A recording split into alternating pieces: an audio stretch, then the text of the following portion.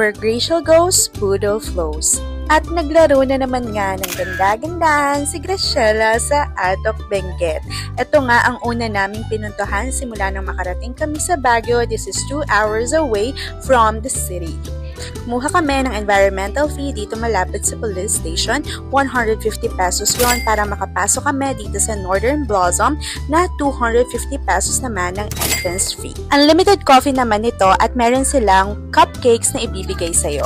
Nung una nga akala ko maliit lang ito pero ang dami palang lakarin at ang daming iba't ibang uri ng bulaklak. Pero bago pa lang kami pumasok, sinabihan na kami na huwag kami mag-expect ng maraming bulaklak dahil nga sa nagdaang bagyo. Kaya konti lang talaga yung mga flowers nila. What more pa kung walang bagyo, 'di ba? Mas maganda at mas maraming bulaklak pala sila. And also meron din silang sunflower pero hindi ko na naabutan yun nung nagpunta kami. Hindi kasi panahon ng sunflowers during that time. Pero sobrang na-amaze din ako talaga sa iba't ibang klase na flowers dito na dito ko lang talaga nakita. Mas malamig dito compare mismo dun sa city kasi mas mataas na to. Actually, nung papunta nga kami dito, grabe yung mga paliku-liku sa daan. Sumakay kami ng bus papunta, 100 pesos ata yung presyo. Tapos nung pauwi na kami is nag-UV na lang kami na 150 naman yung presyo. Sobrang dalang kasi ng bus na dumarating kasi nga sobrang layo nung pinupuntahan. Doon kasi kami sa pinaka-city nakapag-book ng rooms namin for 3 days.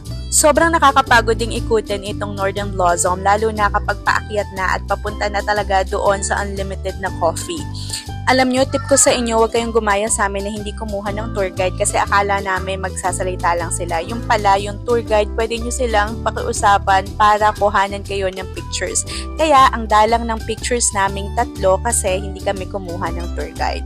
Meron talaga mga tour guides dyan at wala naman silang bayad. Mas maganda na kumuha kayo para merong magpipicture sa inyo at ang gagaling din talagang kumuha ng mga pictures ng mga tour guides as in. Kaya kung pupunta kayo sa Baguio, pumunta kayo dito sa Northern Blossom na kahit malayo from the city ay talaga namang sulit na sulit at ang lamig din talaga dito. Alam nyo ba, nung nagpunta kami dito, sobrang Japan vibes yung nafe-feel ko. Kahit di pa ako nakarating sa Japan, ang feeling! Kasi yung mga tao dito, nakasuot talaga sila ng pangtaglamig. Yung mga nakikita ko usually na sinusuot ng mga tao sa Japan and also yung mga kids, sobrang cute. Ganon din yung mga damitan nila.